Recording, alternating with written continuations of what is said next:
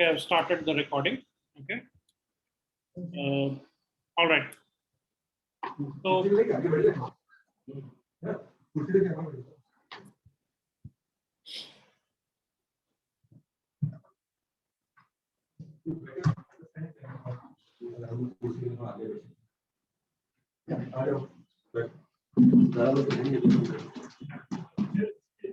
right, is the presentation visible now?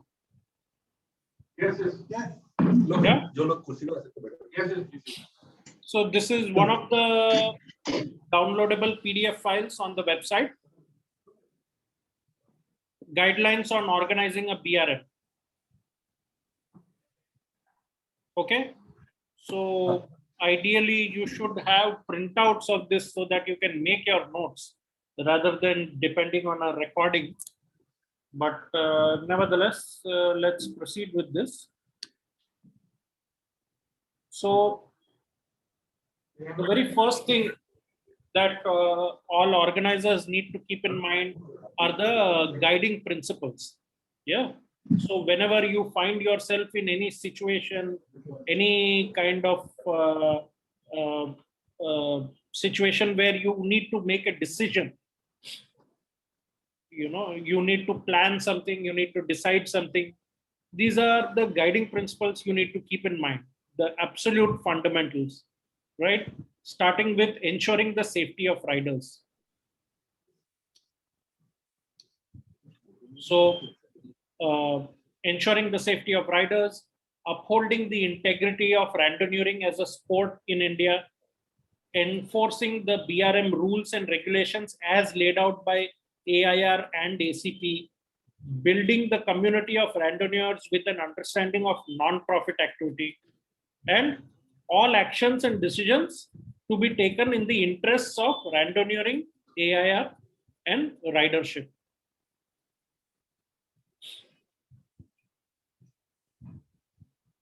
So the prerequisites for being an organizer and a ride responsible. So number one is we require the organizers or the ride responsible to be a randonneur. Okay, this is and when you say randonneur, you should have you should have done a BRM 200, and not only just a randonneur, we expect you to be an active randonneur. Yes, so it doesn't mean that some 4 or 5 years back you did one BRM and that qualifies you to organize brevets. So you need to be an active randonneur yourself. You need to be doing some of these rides yourself. That's how you stay in contact with the community as well. And AIR's principle has always been that we want you to be an organizer because you yourself want to ride the brevets that you're organizing. Okay. So this is the most critical thing that we look for when we receive even new club applications from different people. Yeah. So the next couple of things are mostly legal aspects. You need to be a resident of India. You need to be over 18 years of age. Then the next two I'll again emphasize: ability to read, absorb, apply all the rules, regulations, guidelines, protocols, and requirements. Yeah, so basically, first and foremost, all the content on our website, all the paperwork, everything is in the English language. So not just that it's in English, but some of it, people need to exhibit the capability to read what is written, understand what it is implying, and show that skill to be able to apply that out in the field. Yes, I have received RR requests in the past from clubs for people who had zero communication skills. Please understand that when a ride responsible is proposed for the club, that RR's name and email address is displayed on the event page and on the club page on AIR site. So obviously, riders are going to write to you with queries, will reach out to you regarding your upcoming events. So unless the RR is someone who has those skills, it is very difficult. I remember one person was nominated who is not at all tech savvy. So that's the next part. That person has to be internet and tech savvy. You should be someone who checks his email occasionally, regularly, so that when you get some mail, you need to be prompt in your response. Yes. So it shouldn't happen that the guy, that one gentleman from one of the south clubs, he could not speak English. He was not at all tech savvy, could not deal with emails. So then such people can still be part of the team, but don't have that person as an RR on the system.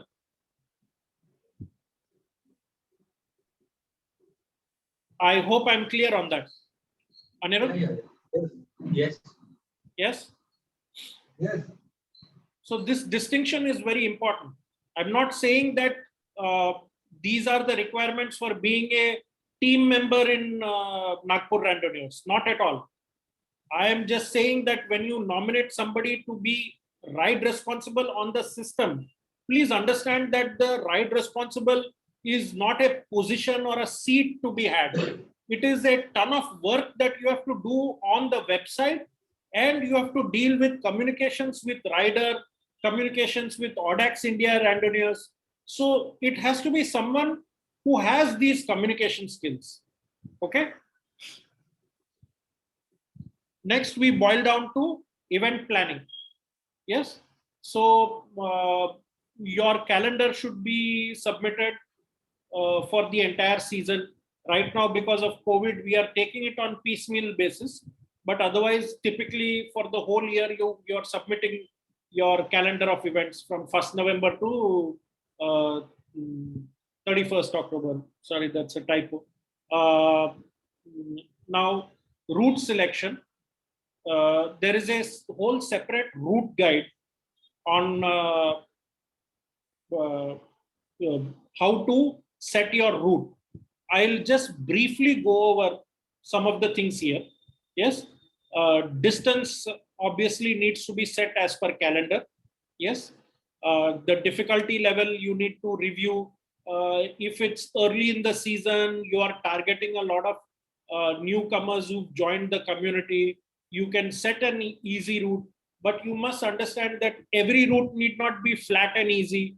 Yes, so make that distinction.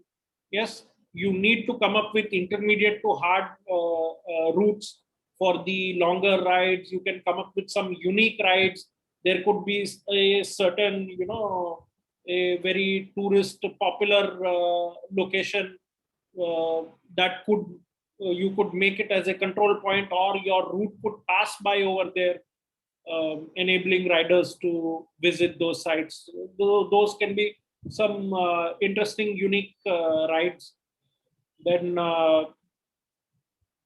look to set the tougher routes as each PBP approaches, each LEL edition approaches. Um, the process for submitting the route, how to devise the route. As I said, there's a different PDF file. Please, those few, I'm sure the whole team will not be working on that, but those members working on that need to go through that. If on time available basis, I'll go over that towards the end. Yeah. Now for event planning, you need to review. There is an Excel sheet that I have posted on the website, which has the sample cost estimation, or also you can use it to maintain your expenses for the event. Yes. So things that you need to account for is the cost that has gone into the route recce.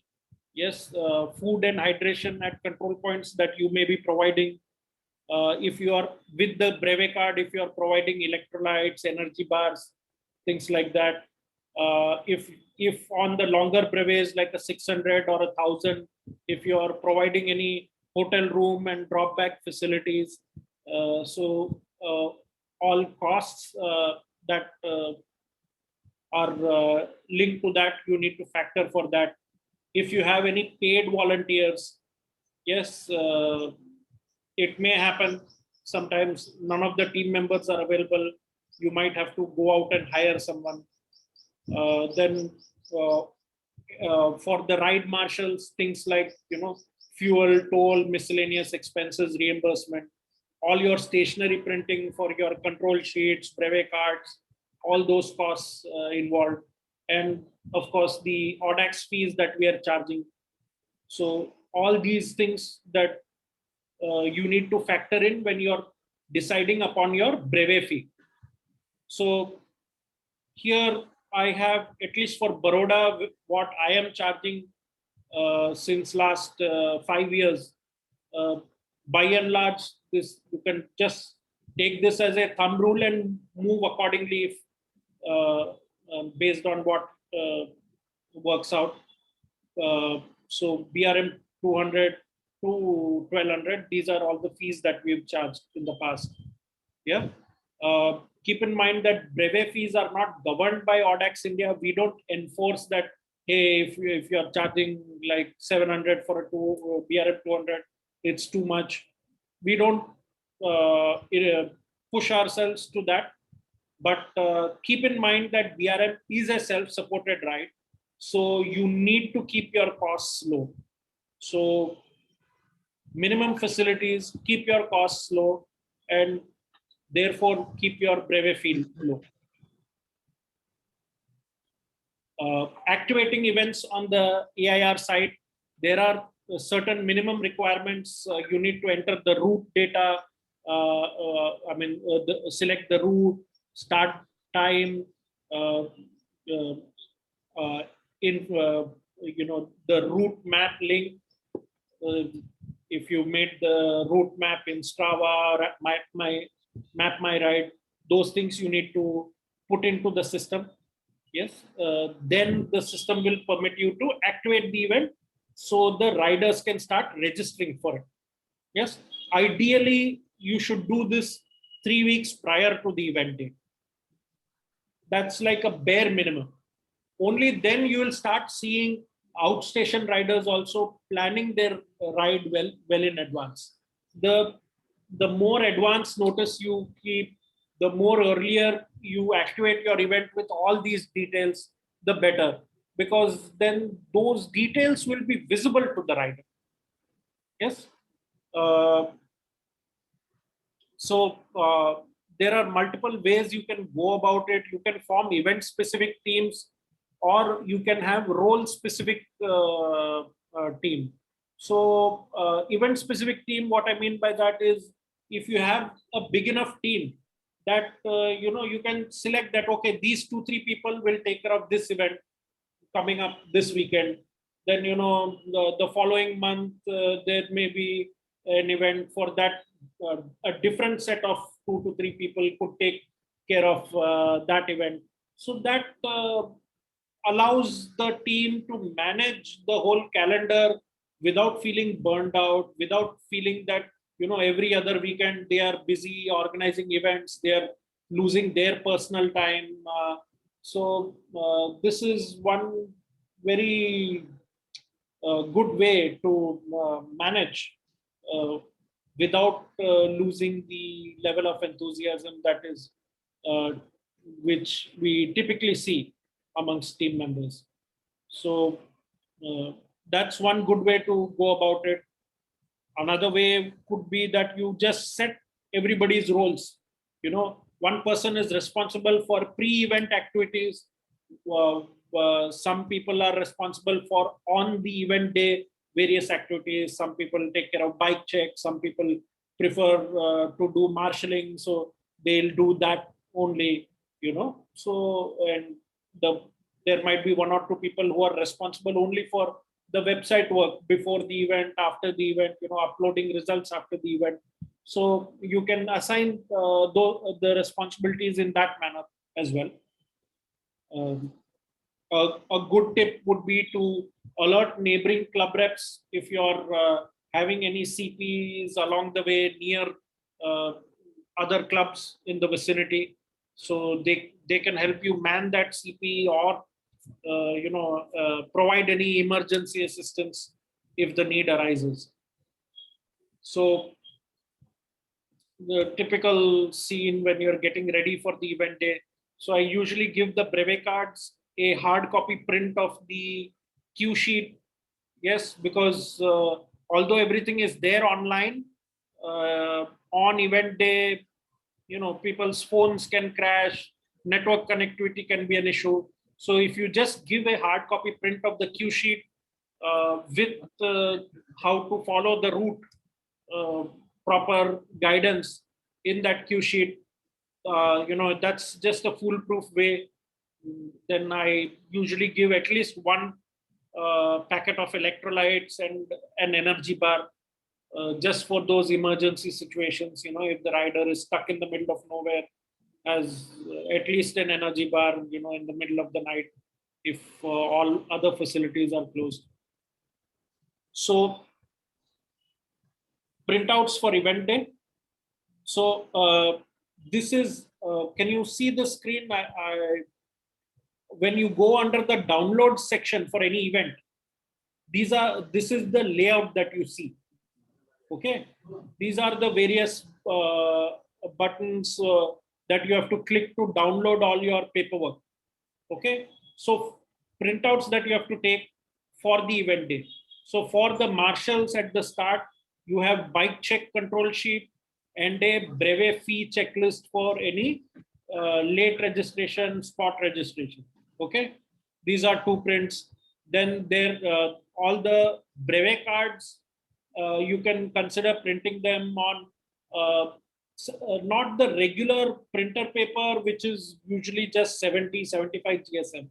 Look for some paper which could be 100 GSM or more. So then, the brevet cards will uh, stand up to a little bit of wear and tear on the ride.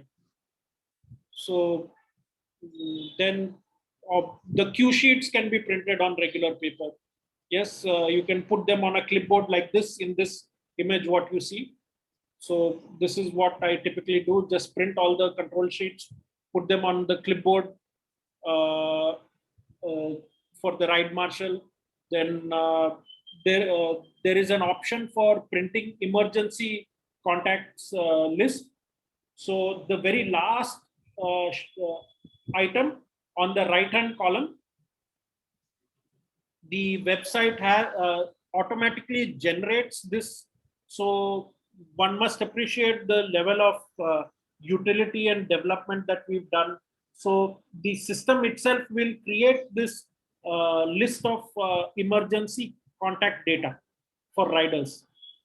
Yes. So if any rider meets with any accident, for some reason you need to get in touch with their next of kin, all that information which the rider himself would have entered in the system is provided here as a list.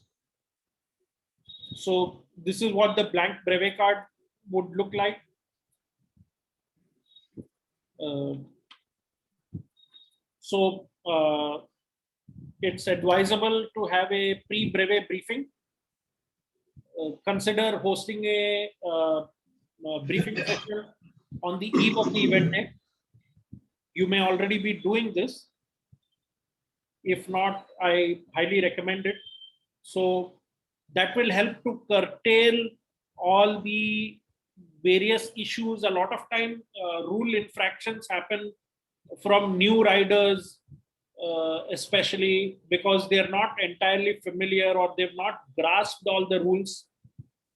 So having a briefing session, at least a day or two before the actual event, will always help orient the new riders to this format and to all our rules. Yes. So especially even in case of seasoned riders, if you come up with a brand new route, so the briefing session will help you also explain some of the challenges on the route, some of the things that people have to take care on this kind of a route. So if certain sections are isolated, this gives you an opportunity to explain to the rider that, when you reach such and such control point, make sure you load up on nutrition and fill your water bottles, because the next 30 kilometers is going to be barren. So don't expect any support from any local facilities there. So things like this, you can brief the rider well in advance. So then the rider also comes to the event prepared. You can also take the opportunity of the briefing session to distribute the brevet cards and cue sheets beforehand. So it doesn't happen that the riders are collecting things on the morning of the event, not knowing the contents. Although everything is there on the site, if you give all the hard copies in advance, the riders will, go through them. So you can also get the waiver forms signed in the pre-brevet briefing. Yes, you can create a WhatsApp group for the participants well in advance to start communicating some of these things, some of the salient important points on the event. So I'll just show you some of the things that how I communicate. So a recently completed event we had on 14th February.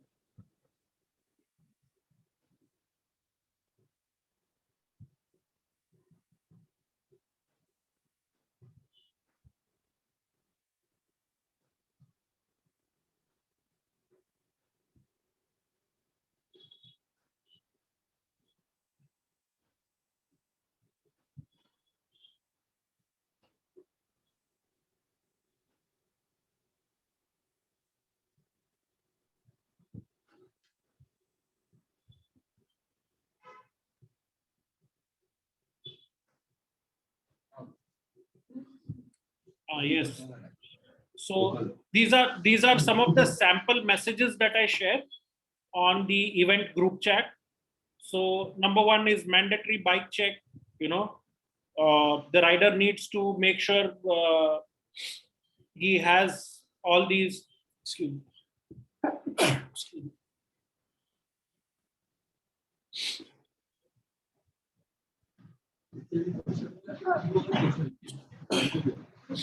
So the very first message I put is usually this. It acts as a very quick checklist for riders to ensure they have all these things. In the same message I'm writing, because this event flag off was at 7 a.m. So I caution riders, report at start point by 6:30 a.m. sharp. No grace time will be. Let me see if I can enlarge this for you.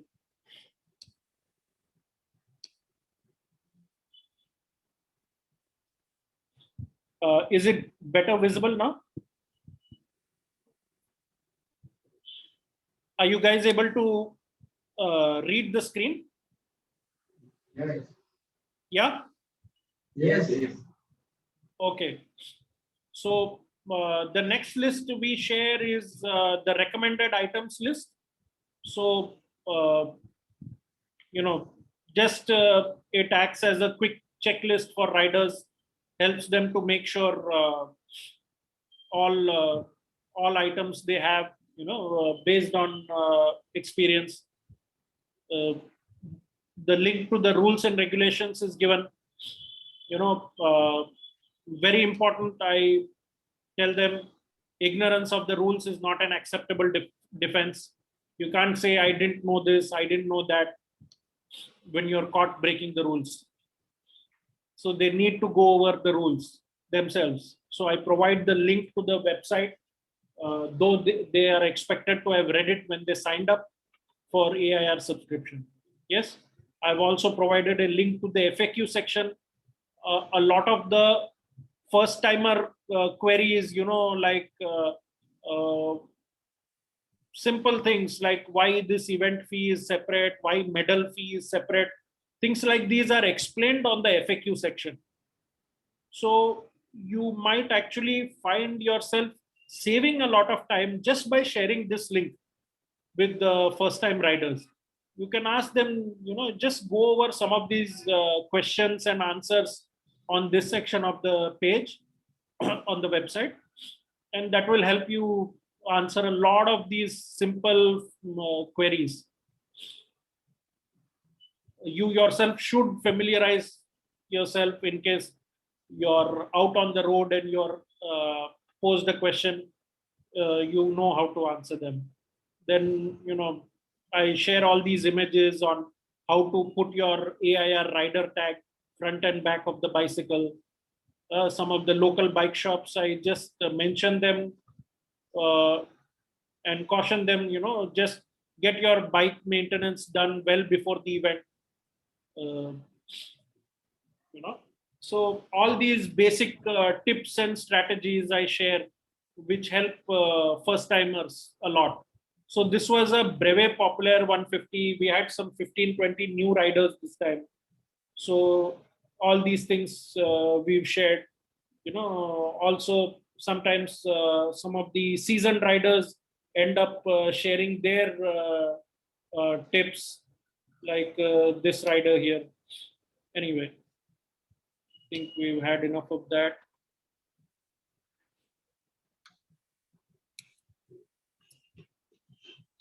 Going back to the presentation, on the event day, all these things that you need to take care of yourself.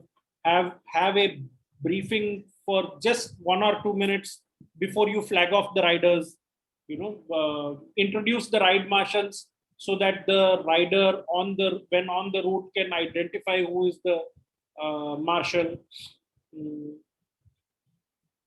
Issue the Breve cards, cue sheets, go through the mandatory bike check for every rider just before flag off. Make sure the riders report 30 minutes prior.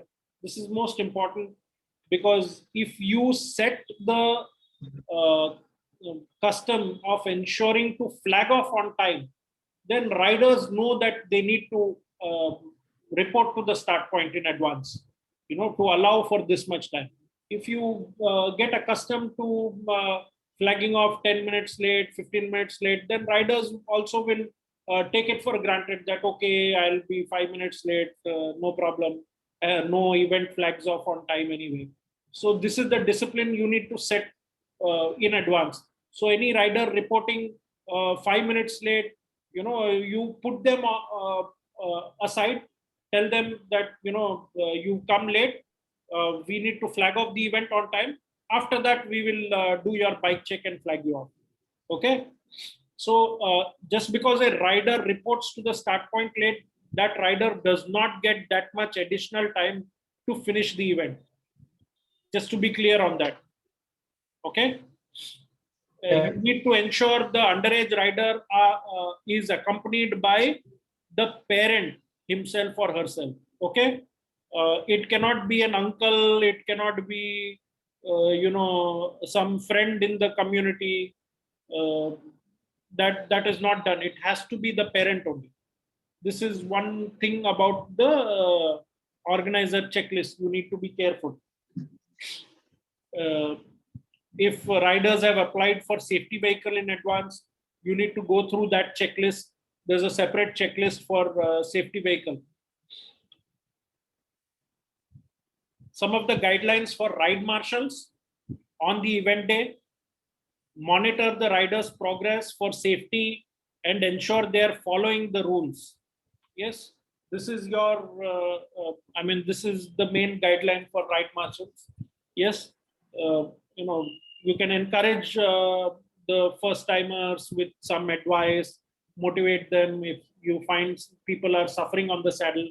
Yes, but keep in mind, there is no special treatment.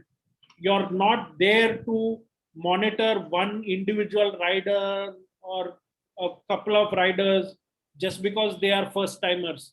You're there to marshal the entire group of riders as a whole. Yes, you need to inculcate that feeling amongst all the riders that it is a self-supported ride. So if you end up spoon feeding people along the ride, then they got, again, they'll, you will set that expectation from them for every ride. So this is very important. A short checklist for the ride marshal. Make sure you have a first aid kit. If you can have some electrolytes or bananas in the car, I always find it helpful somewhere along the way to help out riders. Yes, I typically keep a floor pump in my car so that at control points it's usually helpful for riders. Though most riders come with their own small pump, but floor pump helps them to pump up to that pressure in case they feel the air is low. Keep your control sheets with rubber stamp, pen, etc. Make sure you've got those. Uh, Keep some water in the car, mainly for yourself. I've often um, fell short on that. And then, most importantly, what in one of the earlier slides I explained, the emergency contact numbers, not just of the riders, but also, on the route, if you know in advance, things like if there's a hospital nearby, what is that location, uh, the number for that hospital, if you have any contact over there or get any contact, these kinds of things can be helpful in sticky situations. So understand that the finish point may be manned or unmanned. If you go through the route guide, we actually advise you to set control points which can be unmanned. So how do you make sure that a location can be unmanned, a control point can be unmanned? Is by ensuring there is at least one or two ATMs nearby, or there is some facility like a cafe or a dhaba or something like that, which can give a food bill to the rider with a date and time stamp. Rider may just buy a bottle of water from there for all we care, but that receipt serves as a control point stamp as well. So it's not necessary the marshal has to be there at the control point to stamp. In fact, last Sunday we had an incident where a rider, had a fall, had a cut under his chin. So my priority was to help the rider. So I was there helping him clean up his wound and dress him up because I had the first aid kit in my car. So the first couple of riders reached the control point before me. So the remaining 35 were behind me, but so this kind of a situation is very much possible. It happens. So this is why it helps if you design control points to also be unmanned, and you also communicate that to the riders that this is why we take your ATM number, ATM card number, to so that to enable you to draw an ATM slip, or you can, if the ATM is not working, you can go to a shop nearby and get a printed food bill. That will also serve as a control, as good as a control point stamp on your brevet card. Yes.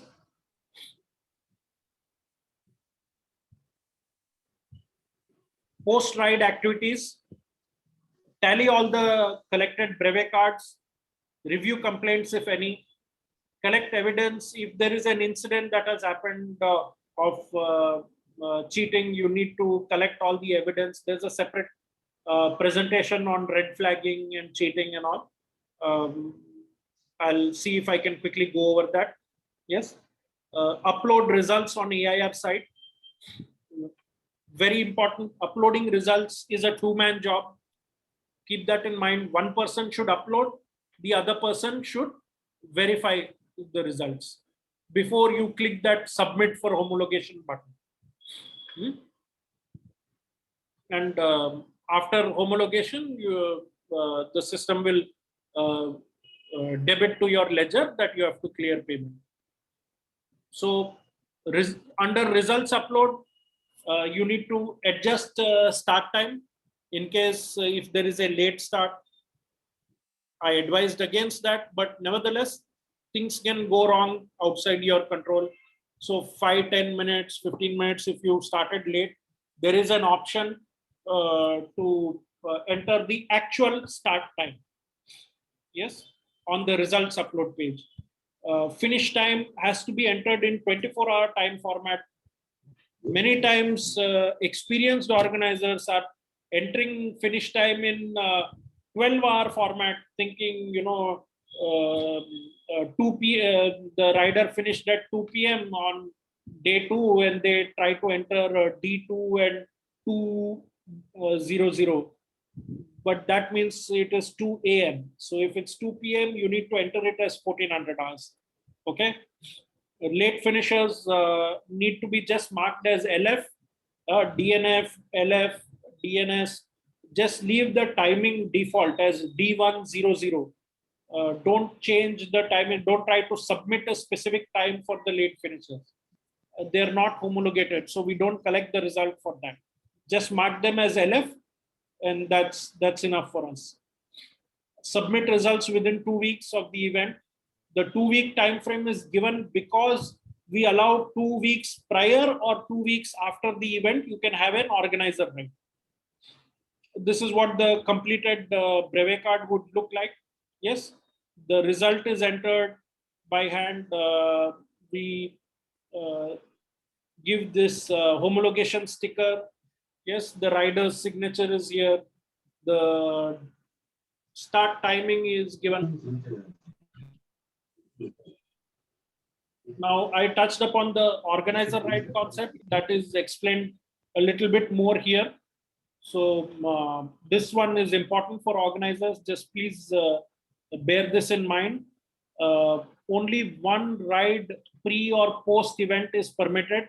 You can't have one organizer ride before the actual event and then have one more organizer ride after the event. You're only permitted one organizer ride per event. Okay, it can be either 2 weeks before or 2 weeks after. This second, and this is most critical, this is a facility or a privilege for only organizers and club officials.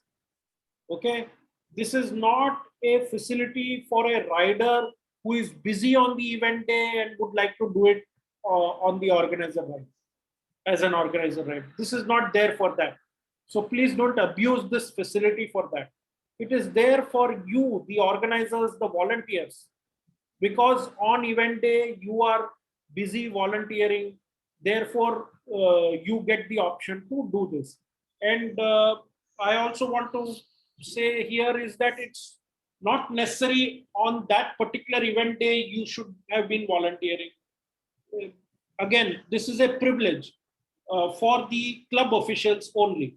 So on that day, you could be busy with something else, but because you are a club official, you regularly volunteer your time. So for that event day, you can do a organizer right beforehand or after the event. Yes, you have to send a prior intimation email to help desk. Make sure you do that.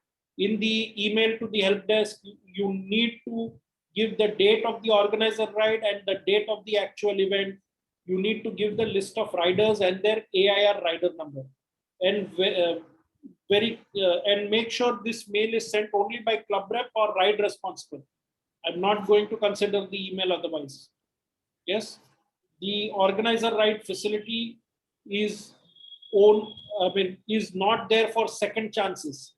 So let's say you have an organizer ride before the event day, and for whatever reason you DNF on the organizer ride, you can't then ride on the actual event day to try to be a finisher then. There's no second chances. If you're a DNF on the organizer ride, you're a DNF. If you ride the actual event and you become DNF and you try to do a post event organizer ride, that doesn't work either. If you are DNF on the event day, you're a DNF. Okay. Make sure you maintain all detailed records of your organizer ride. This is to ensure there is a total transparency between you and the riding community and your fellow teammates. Don't allow, don't put yourself in a situation where doubts are cast on you. So what I typically do when I myself am on an organizer ride, I'll regularly share updates with my team members.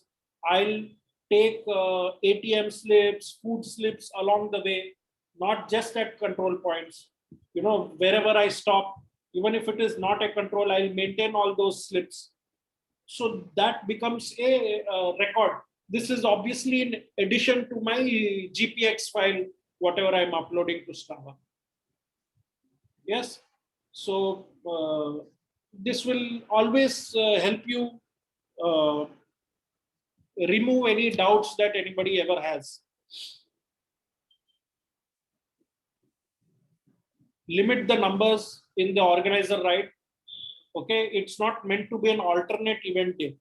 I have seen situations where the event has only 20 registered riders, and there are 12 people riding the pre-event brevet. So that's really unacceptable. So I mean, typically 3 to 4 people in a organizer ride is fine by us. Okay. For the brevet populaires, make sure you enforce the same rules as the BRM. Try not to compromise on this, because this is what is introducing all the new riders to this format. So don't let them get accustomed to bypassing the rules, or realizing or presuming that you are lax on rules enforcement. So make sure the same rules as a regular BRM apply to the brevet populaires as well.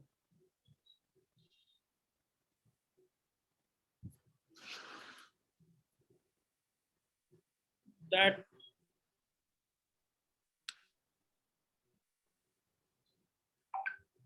Play from Rumpel's MacBook Air.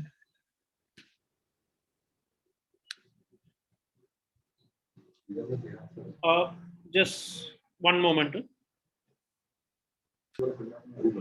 Right. So anybody has questions on what we went over right now? No questions about what we have done. The martial part, Raghu, can you just explain that part? I'm sorry, I didn't quite get that. The martial part, we have checked man points. Okay. Okay.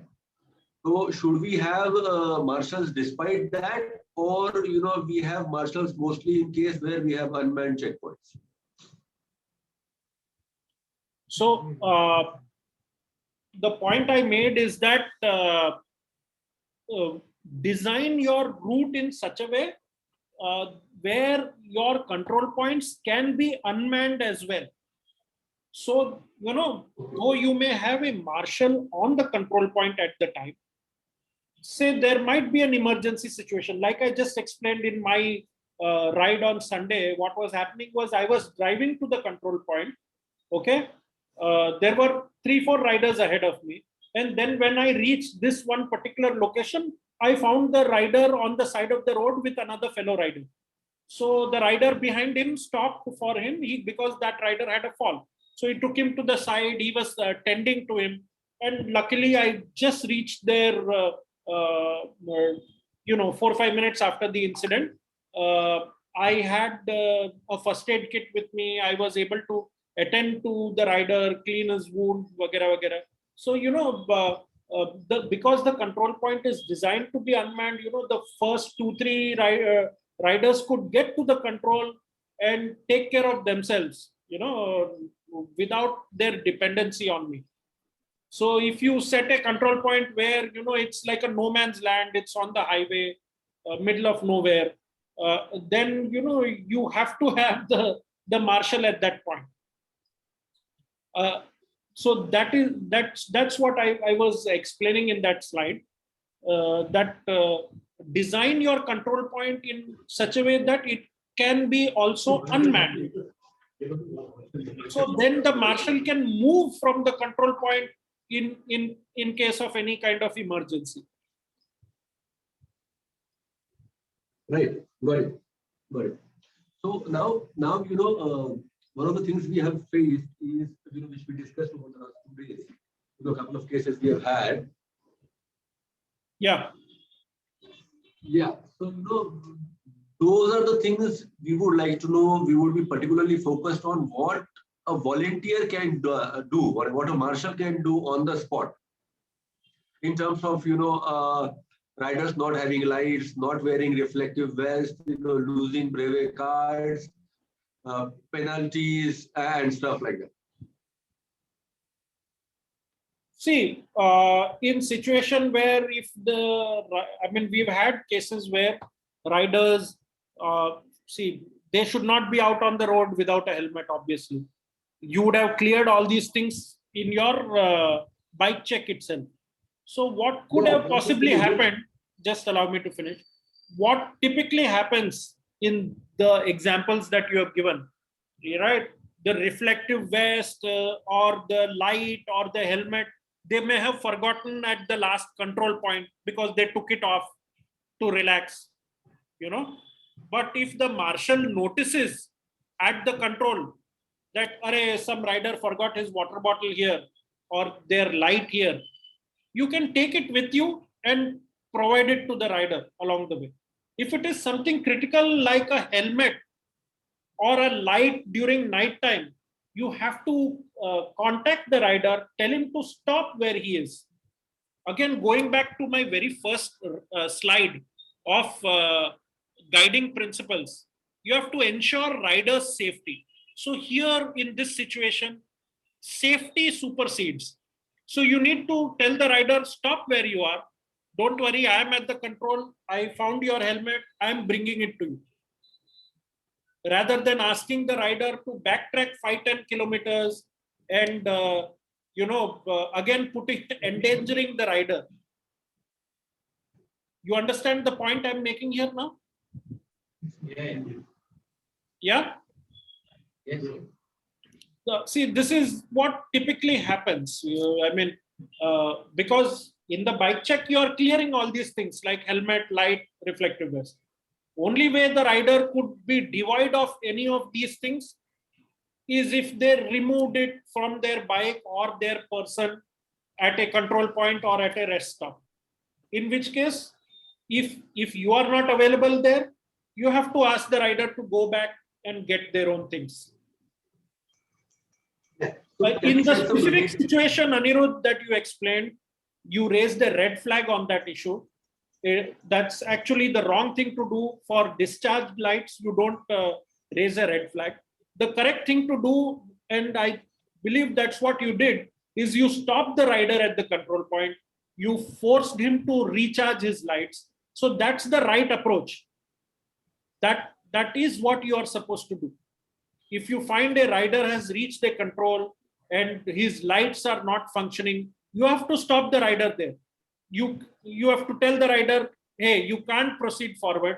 You need to wait here. You need to recharge your lights. And only when I am satisfied, you will then continue forward. Okay? Hi all. Hi everybody in Nagpur. Hi Divya. Good morning. Hi. Good morning, Raghu. Hi. I thought I'd just interject at this point for the group. Just trying to see who all is there. Anirudh, who else is there? Just introduce yourselves quickly.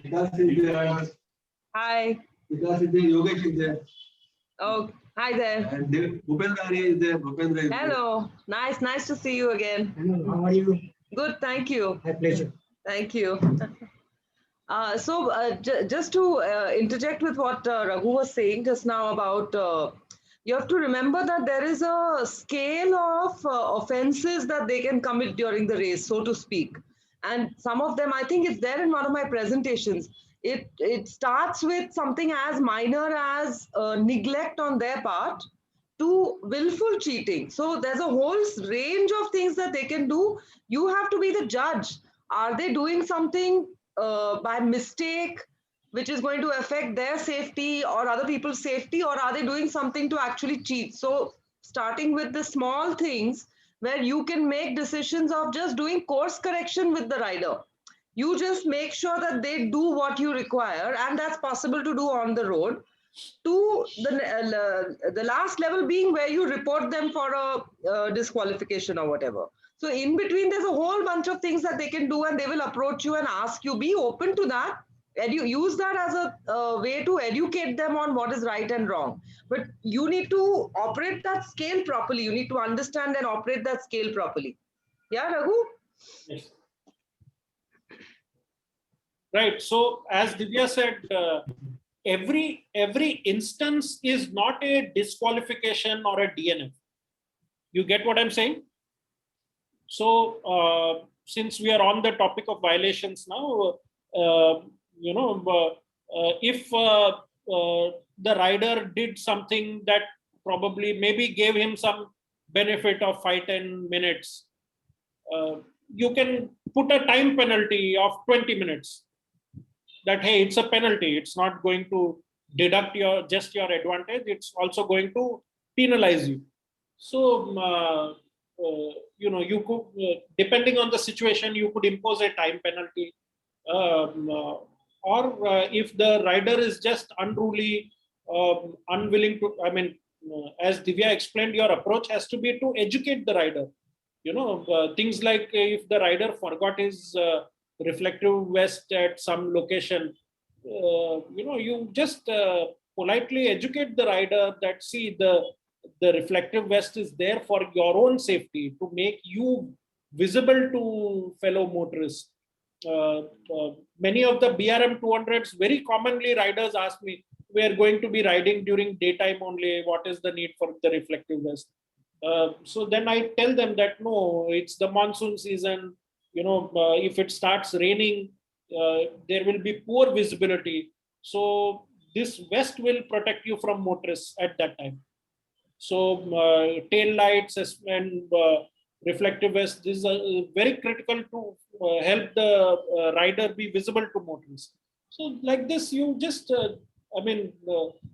you and I know the importance. So the same thing has to be communicated in the best way possible to the And rider. it's okay to be helpful also on your part if you are able to be helpful without neglecting other riders.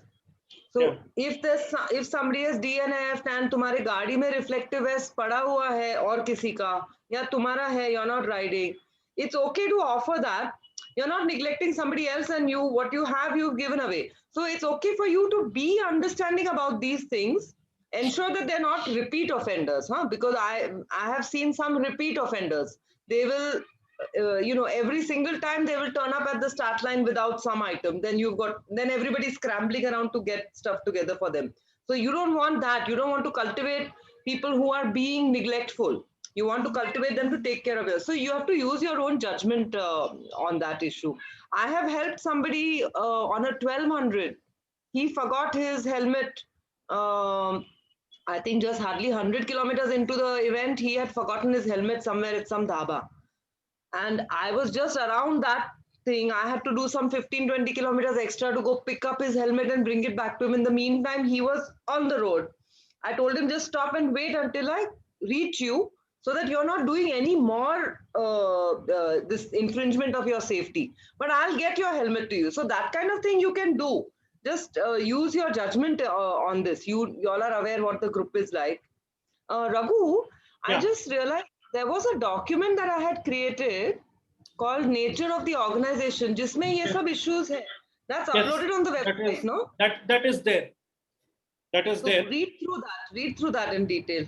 Yeah. उसमें ये सब काफी चीजें touch up I हो have जाती है. I have suggested to Aniruddha to print all those documents Yeah. and provide those hard copies to all the team Right. members. So Yeah, at your own yeah. time, at your own leisure, you can go through these documents Yeah. and And then gain a lot of discussion points. understanding to that through Right. that as well. Yeah. You need not Right. wait for everything to be presented to you, so to speak. But Correct. I went over that one main presentation, guidelines on organizing a BRM. That is the presentation that I just got done with, and I opened it for question answer. And what point you just made, I did explain that to them, that considering guiding principles, the number one thing was ensuring rider safety. So something like that happens if the rider forgets something at the control point, then it is not really unfair advantage you are giving to the rider. It's you are ensuring safety of the rider, telling the rider to stop there. Another one example I can give is, when Divya and I were doing this one ride in Bhuj, one rider was spotted, though he cleared bike check with his front lights. The flag of time was 5 a.m. So we started in pitch darkness. So hardly 30 minutes into the ride, his light discharged. So the rider then realized that he had not charged his lights or forgotten to charge his lights completely. And he was trying to manage with his wife riding along with him with her front light. That's not acceptable. We intervened. I stopped the rider on the side. I told him that, listen, in another half an hour or so, the sun will rise. It's just a BRM 200. At least wait for the sun to rise, then your light requirement will go away. Then you resume your ride. So that's one way to approach it. In that situation, I wasn't just so quick to just directly on the spot disqualify the rider. I just stopped the rider. I detained him at that location, told him that consider this as your penalty now. You are riding without lights. You are putting yourself in an unsafe situation, and you're going to ruin the event for your fellow riders and for the organizers. So don't behave in such unsafe manner. Just stop on the side of the road. It's just a matter of another 30 minutes. You can afford it. I knew that guy. It was just a silly mistake on his part. He was a seasoned randonneur, but he respected my word. He stopped on the side of the road, waited for the sun to come out, and then resumed his ride. You can come up, all kinds of things will come up. You just have to know what is the basis of what you are trying to do over here. And one is to just ensure that nobody gets an actual unfair advantage during the race, and making sure that everybody is remaining safe. So we've had a situation, and then being unfair becomes, it can be quite a vast area to cover, because we've had a situation in Pune once when there's a road where the BRM route went over the mountain, and that's a one way. And then there's a tunnel, which is a shortcut which cuts out about 4 or 5 kilometers, which are all climbing. And on one occasion, the police stopped some of the riders from going up the mountain road because some accident took place. But the first few people had gone over. Now, what happened is, when I reached there, we realized, we talked to the police and we said, we are on cycles, no problem. So he allowed us to go. So abhi kya, it was like, some people have gone over the mountain, some people chose to listen to the police. It was like, what do we do with this? Because some people did get an advantage going through the tunnel. So we just decided that, okay, those who use the tunnel will get a 25-minute or 30-minute, something was worked out where that time would be added to their thing, because it was a climbing route. Otherwise, it wouldn't have made a difference, but it was a full ghat road. So you have to just use your judgment in these situations and act on behalf of the group as a whole, not just the individuals.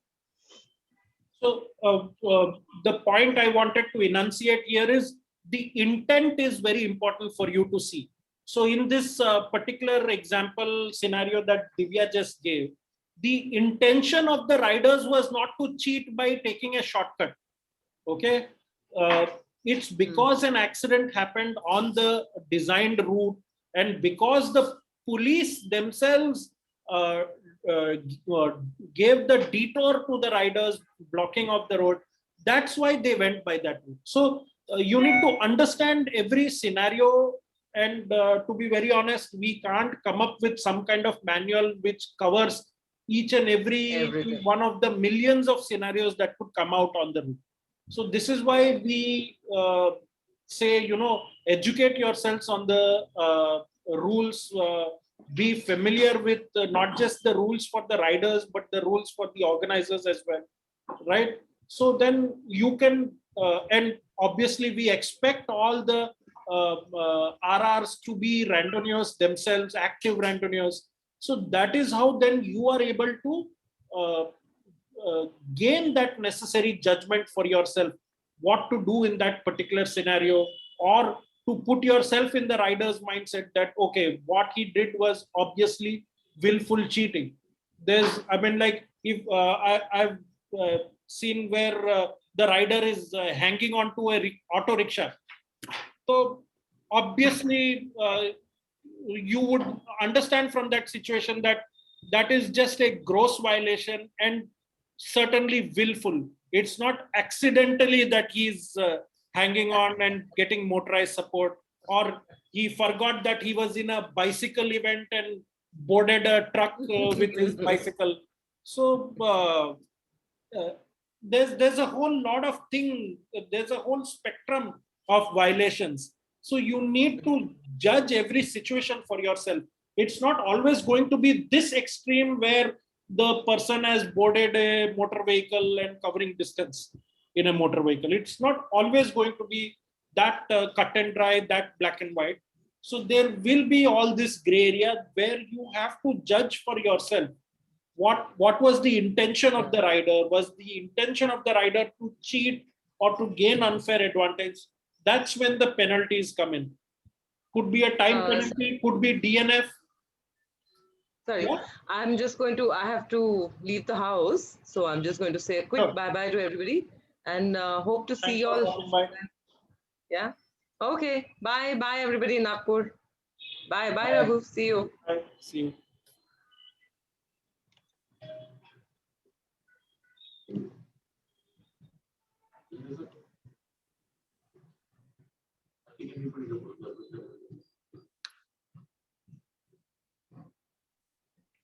So next thing I want to cover real quick is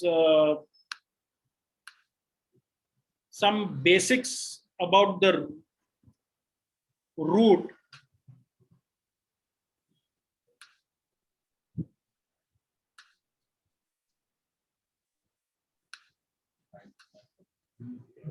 Is my screen visible?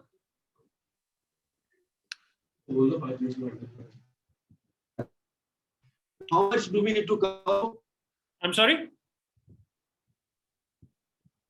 I couldn't hear you. I said, how much do we need to cover more? Just I'll go over the route guide real quick. Just give me 5-10 minutes. Yeah. Okay, right. So this is the route guide. Okay. This is also available as a PDF download from the site. Please do check it out. So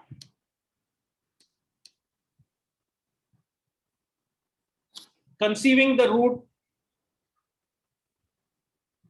Let me just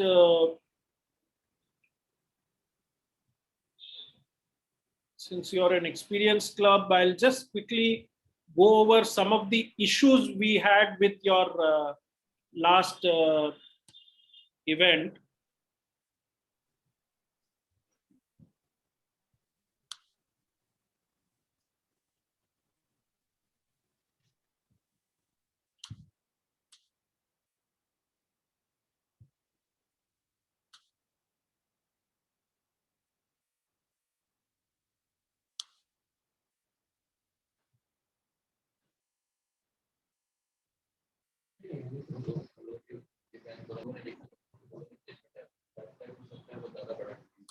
So 14th February, you had it 100, right? So first of all,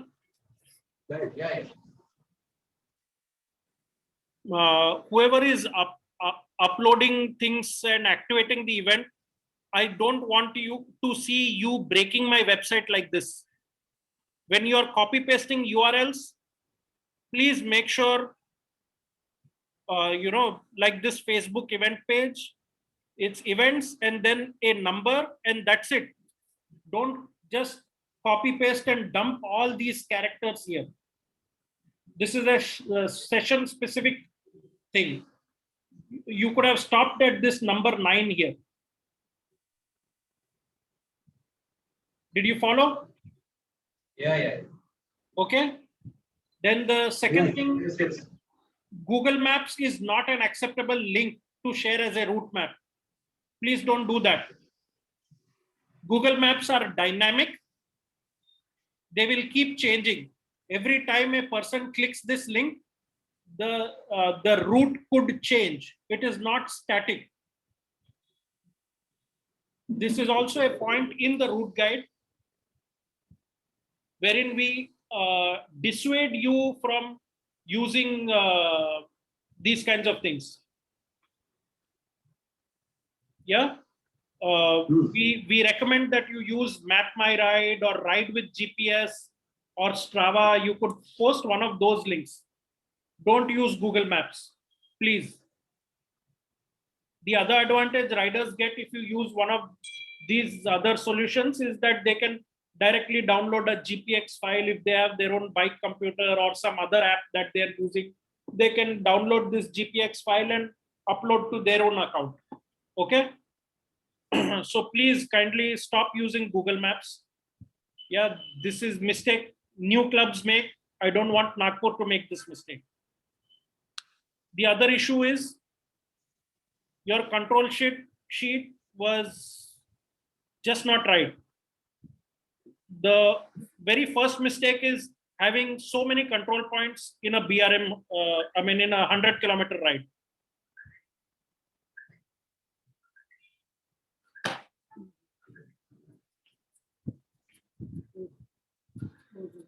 Excuse me one moment.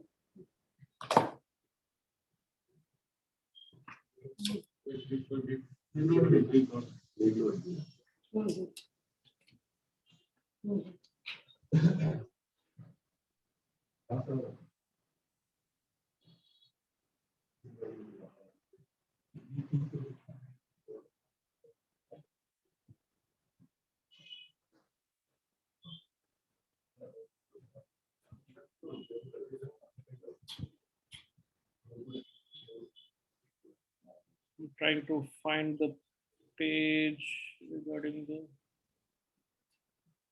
right. So is this screen visible? Yeah. Yes. If you see, this is how you make the. You can create the route in an Excel sheet. You can download the sample route file, which will be pre-formatted, and you can just enter the details here like this. So the first column is the control point. So if you see this particular ride, I think this is a 200, and it has just 3 control points other than the start and finish.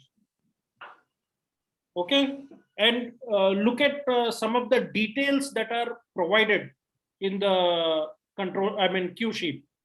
So you have to turn left for Pain, straight for Alibag, things like this. So there are a lot of intermediate waypoints provided, which are not necessarily control points, whereas your cue sheet was just a list of control points.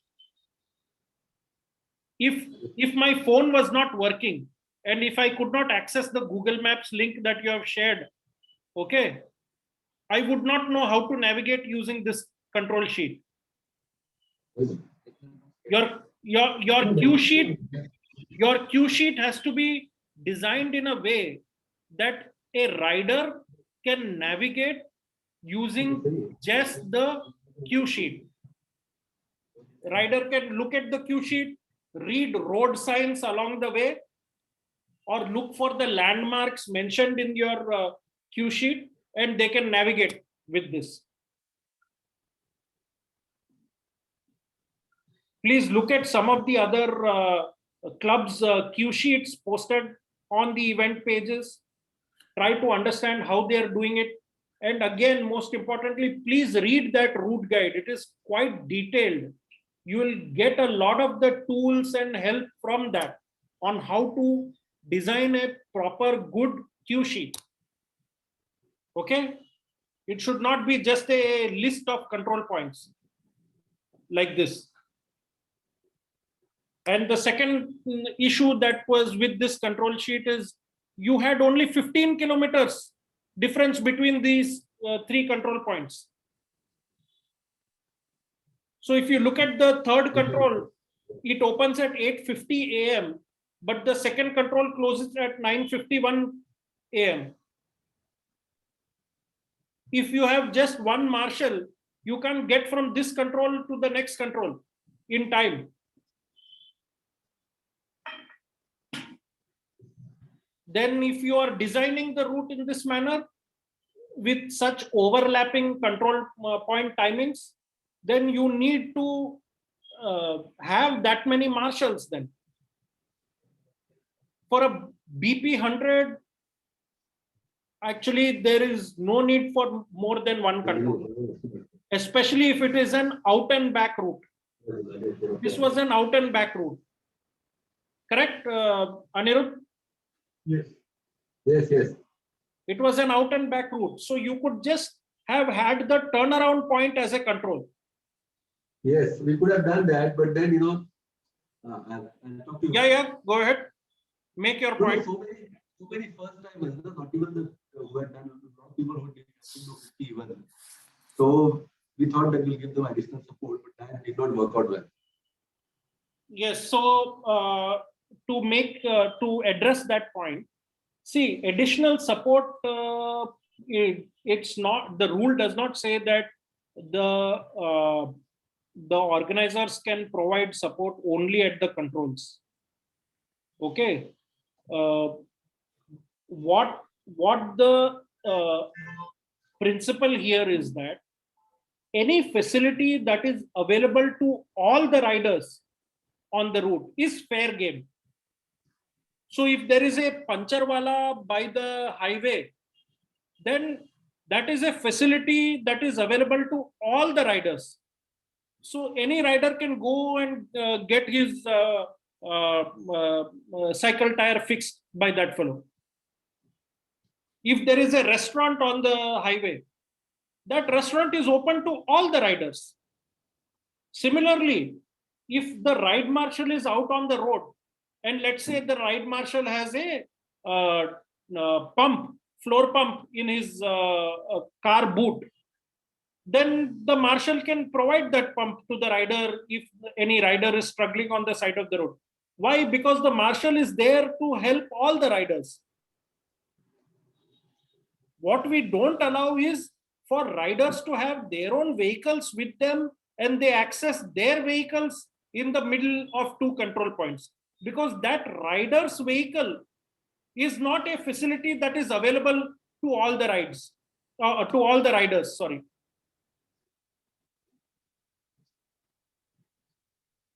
This is a very important point. I hope everyone in the room has understood this.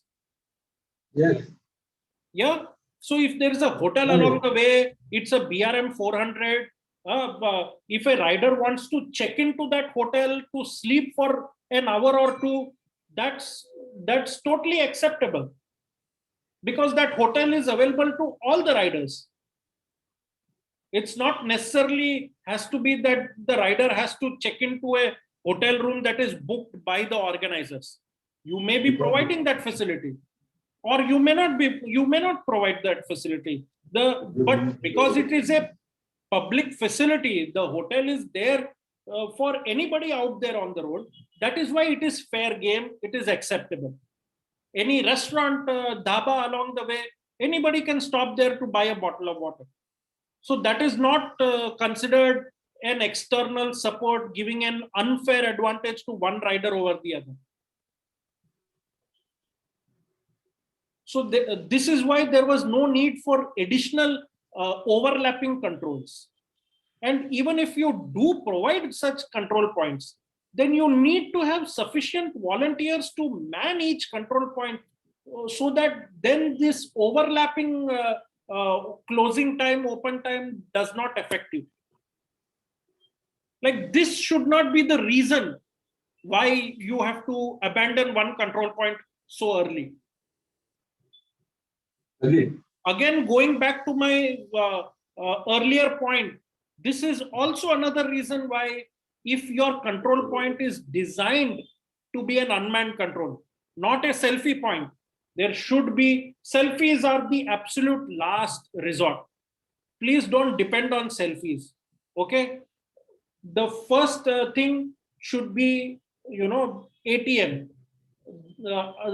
another option is you can have a food point so that the rider can take a food slip. Internationally, you go to UK, you go to Australia, food bills are accepted form of proof that you went to that location.